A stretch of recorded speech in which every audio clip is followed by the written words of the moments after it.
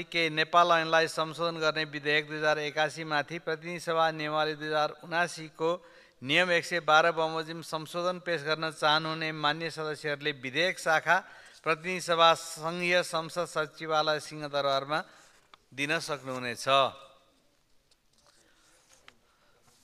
मान्य सदस्यहरू, अब मान्य भूमि व्यवस्था सहकारी तथा गरिबी निवारण मन्त्री बलराम अधिकारीलाई सहकारी सम्बन्धी केही नेपाल ऐनलाई संशोधन गर्ने विधेयक 2081 माथि विचार गरियोस् भन्ने प्रस्ताव प्रस्तुत गर्न अनुमति दिन्छु।